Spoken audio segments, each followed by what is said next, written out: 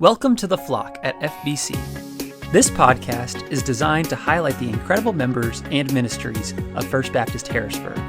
Our goal is to grow our church relationally and make known the many ways you can serve and get connected here at FBC. Whether you're a longtime member or just getting to know us, we're so glad you're here. Welcome back to The Flock. This is our 6th episode. 5th? 6th?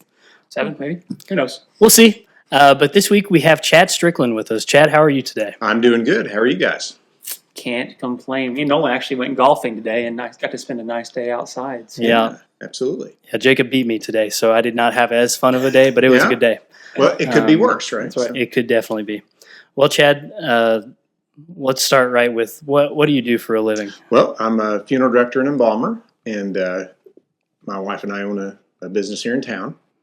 But that takes up the majority of my workday. So, what does like your day-to-day look like? Like you're notorious around here. Not that it's a bad thing. It's what you have to do. You have to be dedicated all day, every day.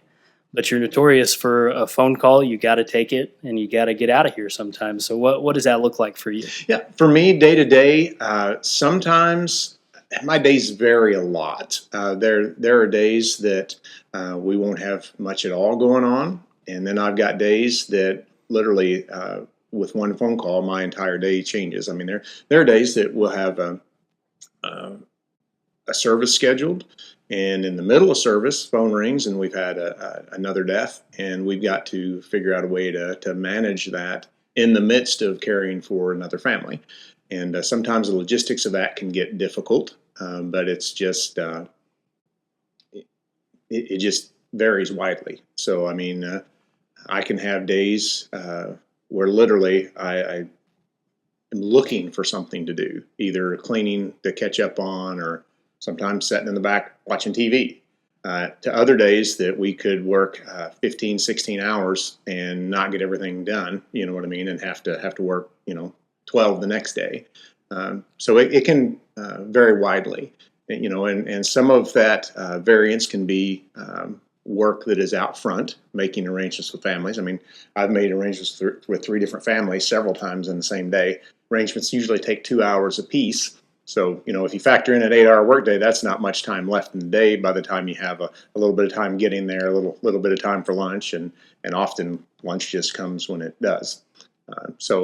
It can vary from being up front really busy or in the back really busy. So I don't have much routine in my schedule. So it just could be a whole gamut of things for me. So yeah. So a little follow-up question off that. Do you ever have to turn families away? Because you said that we're starting another one as soon as the next one ends sometimes. Is there ever a time where it's gotten so busy where it's I have 5 families on my hand right now, or however many? Well, I've been serving as many as 9 families at the same time. Whew. And no, it would never get to a point where you'd have to turn somebody away. We would just have to figure out a way to have additional help to help us. Yeah. So I've got many friends in the industry, that I can call, that if I need, help with getting somebody picked up from a facility or a home, or if I need to have, a body embalmed and I can't be there to do that at that moment, that I'm on a service or something. I've got many colleagues that I can call upon to help me in times like that. So yeah, you can't stay in business very long in my industry turning business away. Mm-hmm. So you've just got to figure out a way to sort that out. And sometimes it can be difficult, but most times it's not overwhelming like that. I mean, for our average, the way the business normally runs, I mean, we usually have at most two families a week that we're serving. And that's certainly manageable with the staff that we have. Yeah. But it doesn't always come like that. Like I said earlier, I've had as many as 9 families at the same time, and that can get logistically difficult. And with the way customs and trends have changed in the funeral industry, used to, when everybody had a evening visitation funeral the next day, we could have a couple services on a day.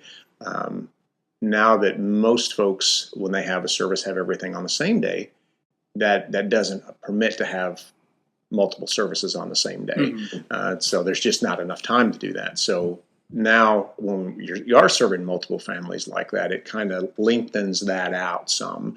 Whereas, before you might have been able to have everybody, each family wishes in a 4-day period. Now whereas it may be 7 or 8 days that has to take place over. But that's what happens though, just as the customs change, So Yeah.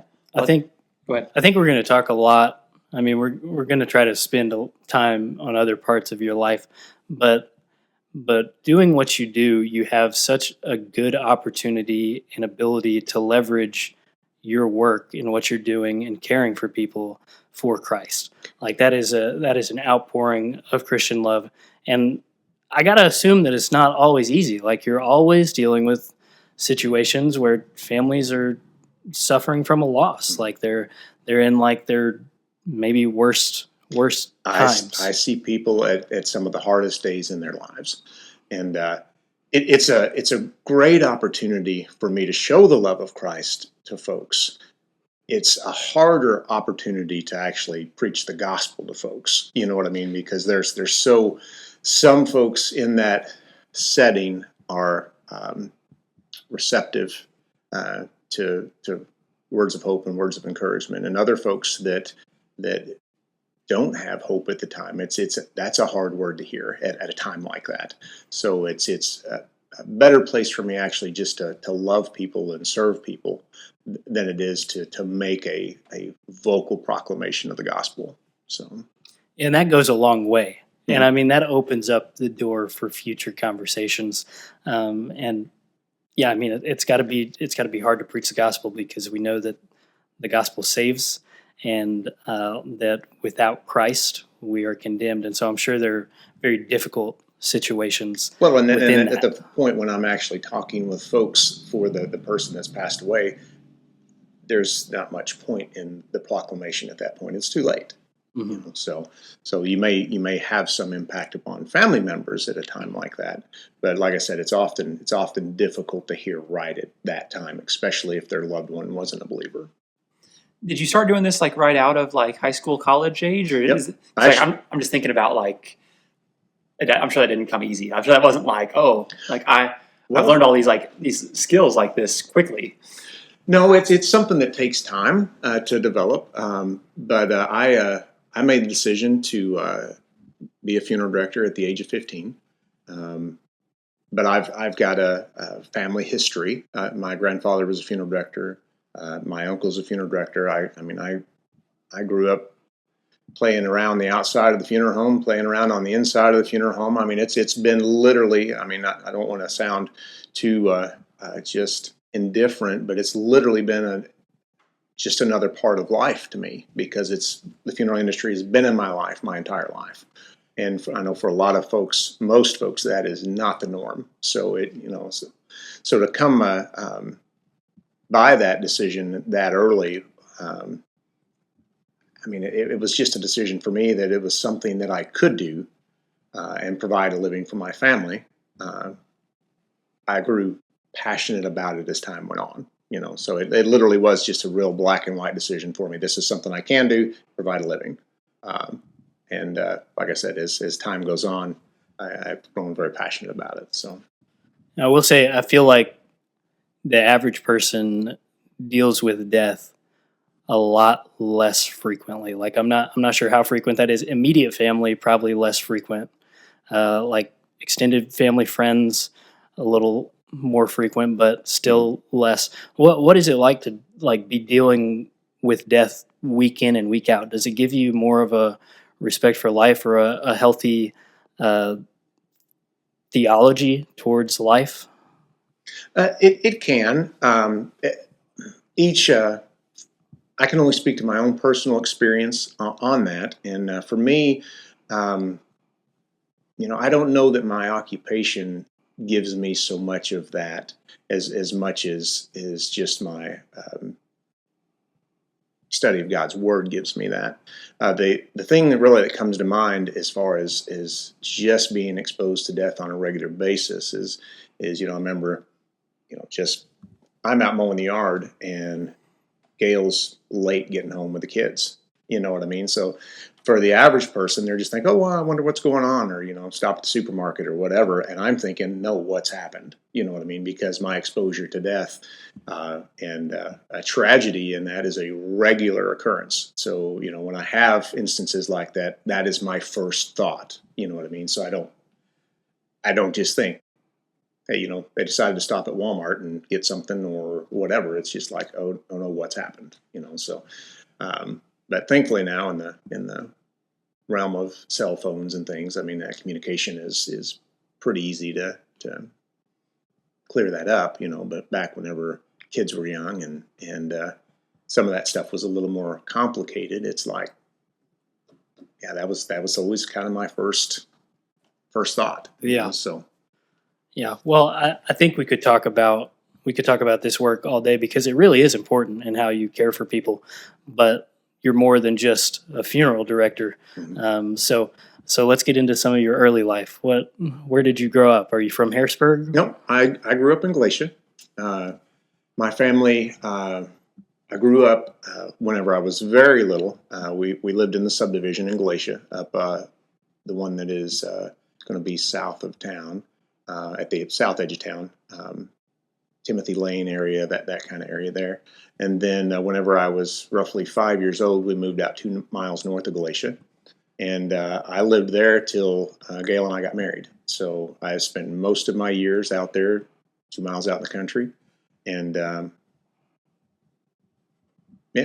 and then Gail and I moved to, we lived out at the Cedar Point area north of Glacier when we got married. And then about 6 years after that, we built our house out at Harco, and then just recently moved to Harrisburg about a year and a half ago or so. Okay. Did you guys go to church somewhere when you were growing up in Galatia, or was it in another area? Where'd you guys go? Yep, we went to the First Baptist there in Galatia. Actually, that's kind of why I wore this shirt because it's a part of kind of my history there. We were very active there in the church there. My dad got saved when I was 5. So my first 5 years, of course, I didn't have any exposure to the church or the gospel. But when my dad got saved, that was very transformative in my life. And we got involved in church at that time. And so for basically pretty much as long as I can remember, I've been involved in a church body in some capacity. So for the first, from 5 years old to roughly 17 years old, I was at the First Baptist Church in Galatia. And then I started attending a Little Chapel Church after that when they were out at Raleigh. And I went there for roughly 25 years up till about 8 years or so ago. They were out here at that point in time. And then that's when Gail and I had decided to start coming here. So when did you meet Jesus in that time? Was it at a younger age, or was it when you kind of most would say a very young age. Nolan heard a little bit about this the other day.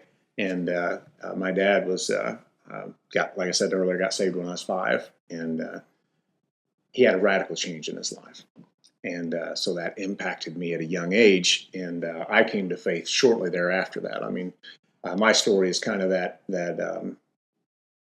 statistic that says you want to reach the fathers in the household because they have a large impact on people following in the gospel, and so that's kind of my experiences. My dad came to faith whenever I was very young, and that had a drastic impact on change of direction in my life. So awesome. Did you guys do like me and Nolan are kind of involved? Nolan's very involved in the youth here. I'm a little involved in the youth here. Did you guys have like a bunch of like youth group stuff that you did out there when you were growing up? Absolutely. I was very involved in the youth group there. That's actually where this shirt came from. I had gone to the Agape Festival with our youth group. I don't know if you're familiar with what that is. That was an all day, all weekend concert events at Greenville, Illinois. Really? And the youth leaders there took for several years took a group from the church, and I bought this shirt probably when I was 15 from one of the vendors that was there at the Agape Festival. So awesome. So and on the back on the front it says the wages of sin is death, Romans 6:23, but on the back it says the gift of God is eternal life. So awesome. Romans Road there, Mhm. sure. Yeah. Yeah. Nice. What are your favorite youth group memories? I enjoyed the Agape Festival. I enjoyed. We went to Youth Encounter at that time. I know you've heard of stories of going to Springfield for Youth Encounter, Yeah. right? Well, the First Baptist at Glacier also went to the Youth Encounter at Springfield. We stayed at the Hilton, which was the big, tall, 30 stories, I think, round. And I just remember, going up there for that. We would go to our youth leaders' house pretty much every Sunday night after church, and then they would deliver us, to our respective homes and things like that. Usually by 10 o'clock or so, something like that. And so we formed a lot of strong relationships by spending that much time together as a youth group. So. Man, I gotta say, I'm always apologizing to parents if we go like 10 minutes late, and I feel bad if I keep them out to 8 on a school night. It seems like there was so much leeway. Well, it was different times to then, keep people out to 10 o'clock. Yeah. Was it Matt that said he went on a 2-week mission trip? Like, if I took students for 2, nobody would come. Hardly any parents would be willing to to. a weekend. Yeah. Hardly any parents would be willing to send their kids for 2 weeks. Yeah. Maybe I'm wrong. Maybe today we could still do it.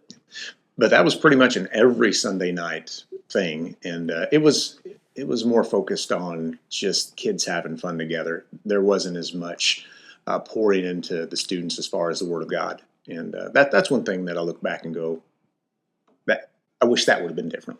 So. Yeah, for sure. Yeah. And any good advice for our youth? We would kind of always ask our guests this because we're kind of directly involved in their lives. And any advice that you'd have for kids in our youth that are trying to grow in their relationship with Christ? What I would say to them would be to, read your Word. I got given a piece of advice from a pastor friend of mine that challenged me to forget everything I thought that I knew and read God's Word for what it says. And that's been transformative in my life. And that. So that's what I would encourage everyone to do, not just students, but, take what you think you know.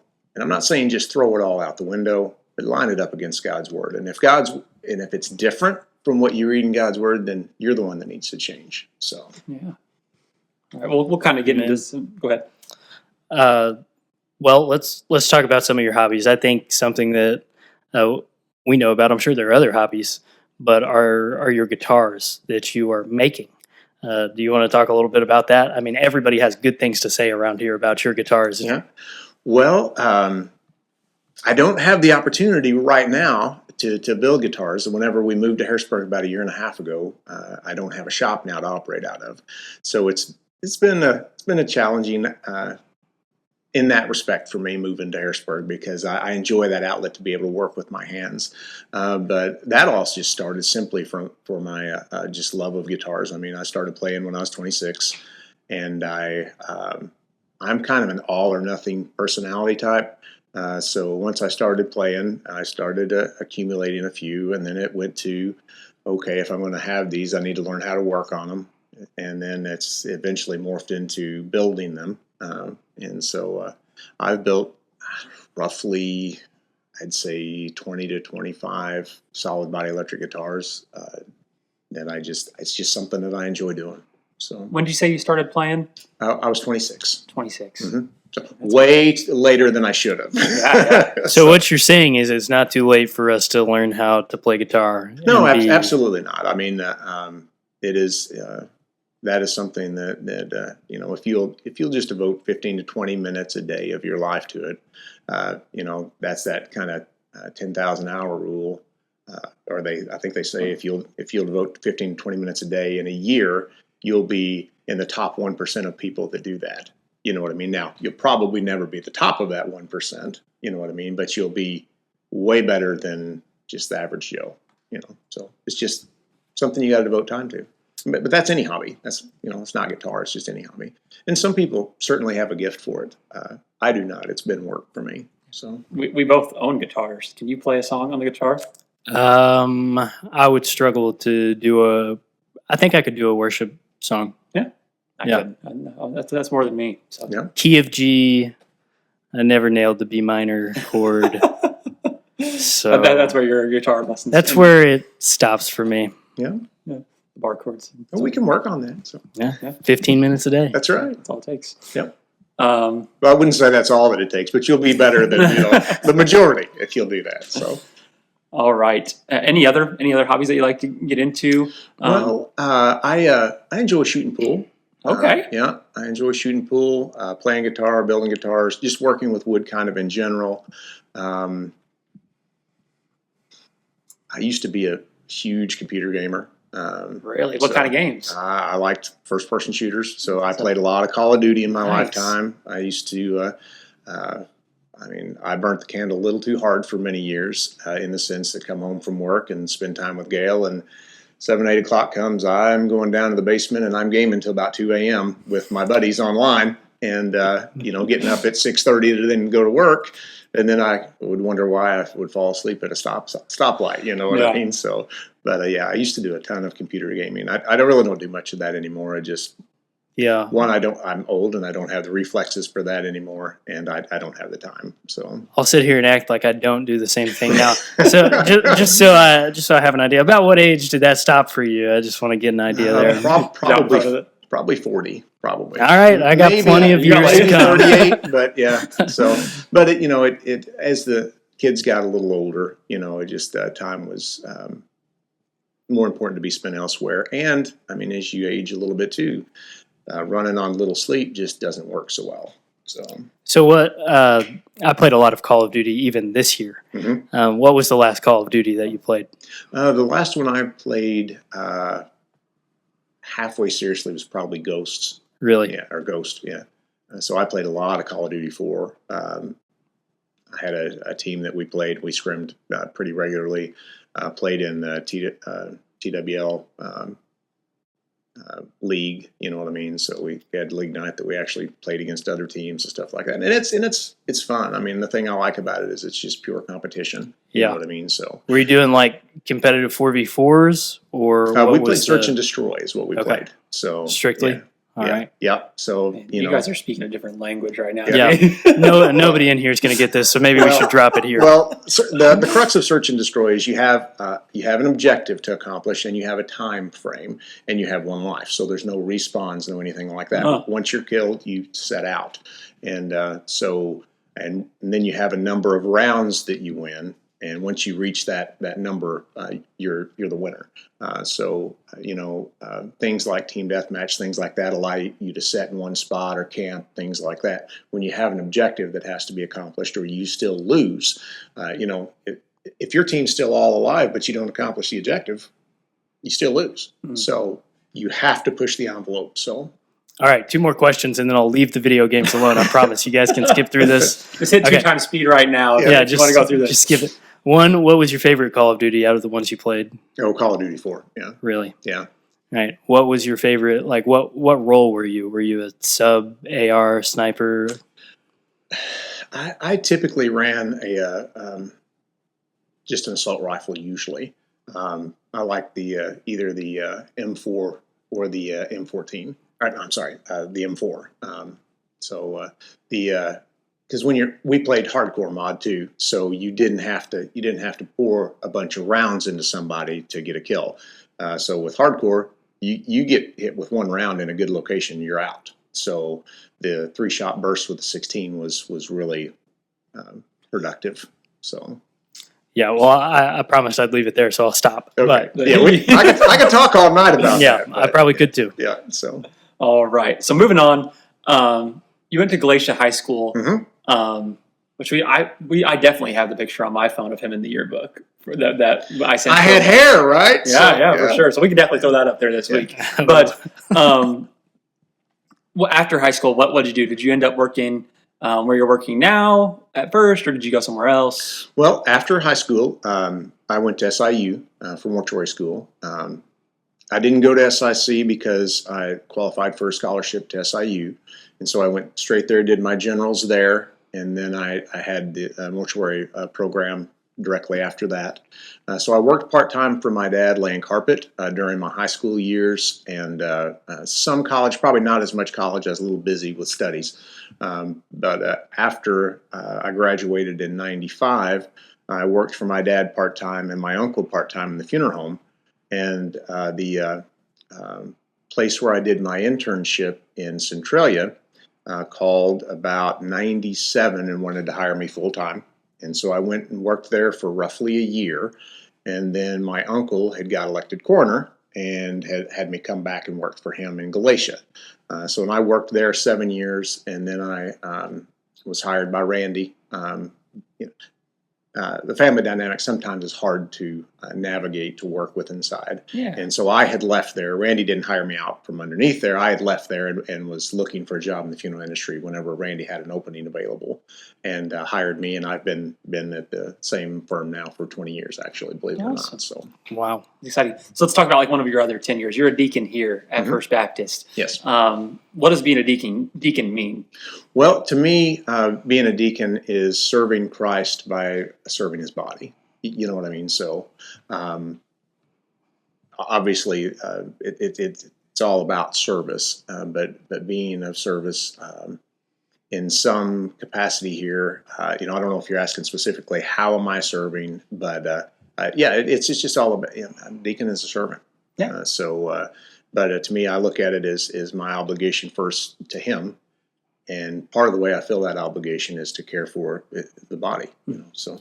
Well, maybe we'll make you kind of brag on yourself. What are some ways that you are caring for the body? Like what are some of those ways that you're doing that? Well, some of the things I'm involved in here is I'm a chairman of the finance committee right now. We meet monthly to oversee the church's finances. I'm the head of security here at the church also. I've been active in times past helping with sermon prep. I've also more recently been involved in the music a little bit. I'm active in my Sunday school class. It's really hard. I would love to teach. I enjoy teaching, but with my obligations at work, it's even hard for me to commit to music. It's going to be a challenge, but it's hard for me to commit to teaching and things like that, just because my phone could ring in the midst of Sunday school going on, and I've got to leave. That's something that I just can't put off. So. Batman signal goes up. You got to grab his cape. Got to go. Yep. So you said you've been a member here for 8 years, right? How long have you served as a deacon here? In the last round, so a couple of years at this point. So. Awesome. Mm-hmm.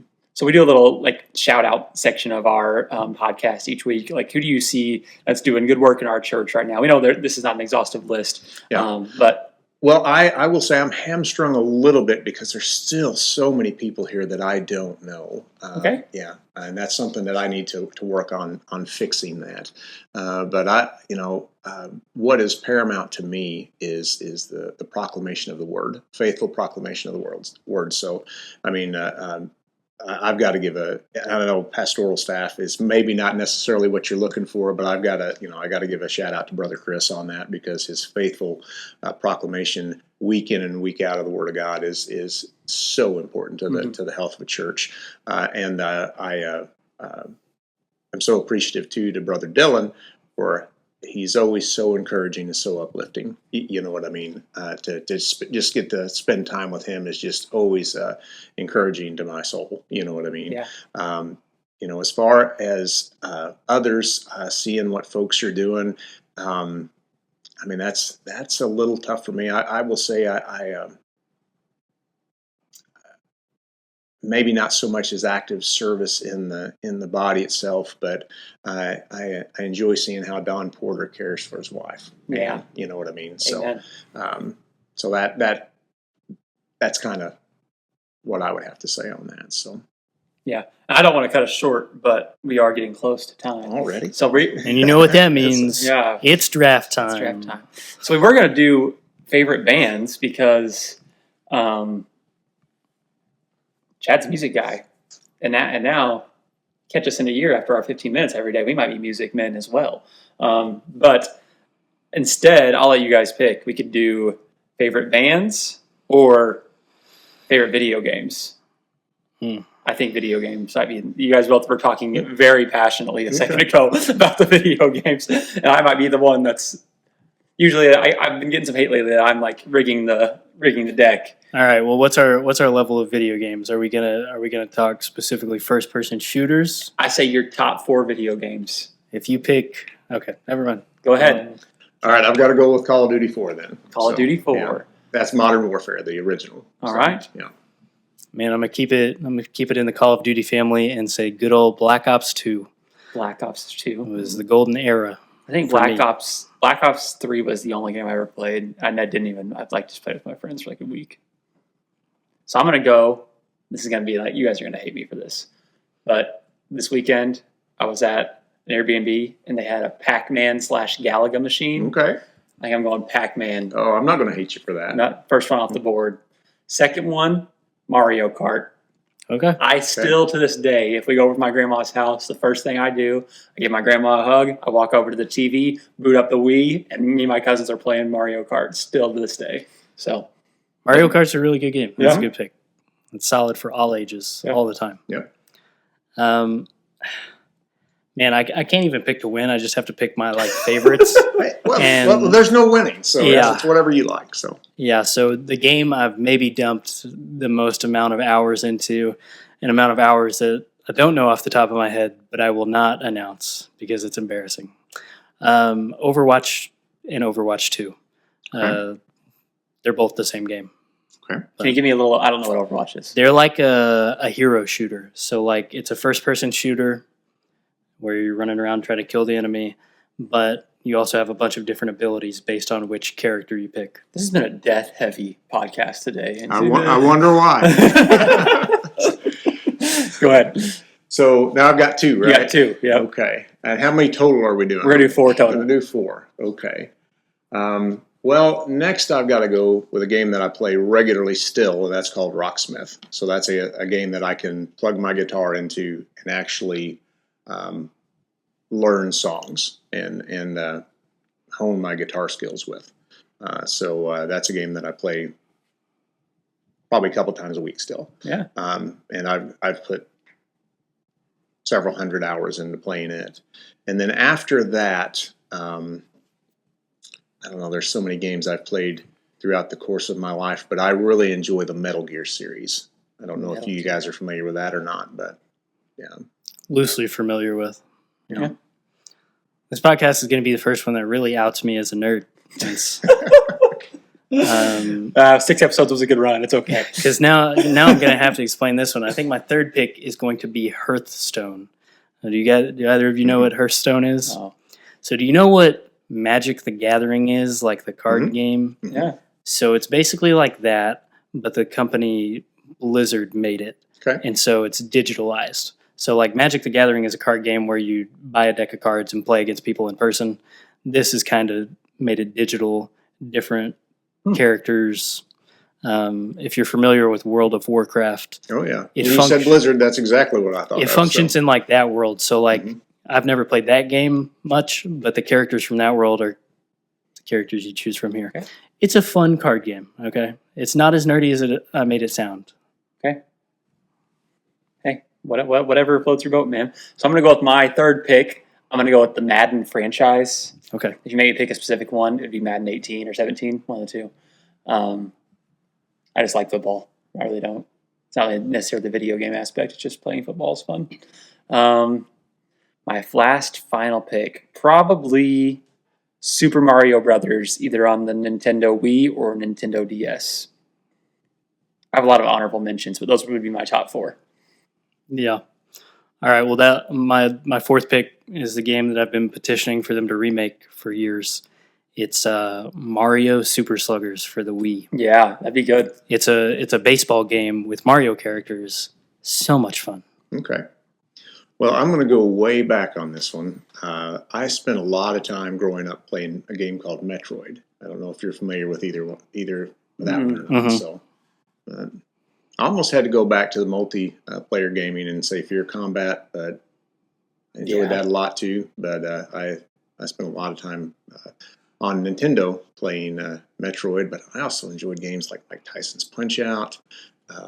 There's That's a classic. Zelda. I played a game called Ultima. Just tons of games like that. So There are a lot of Pokemon games that I played as a kid that could have gotten like an honorable mention on this. For sure. For sure. Okay.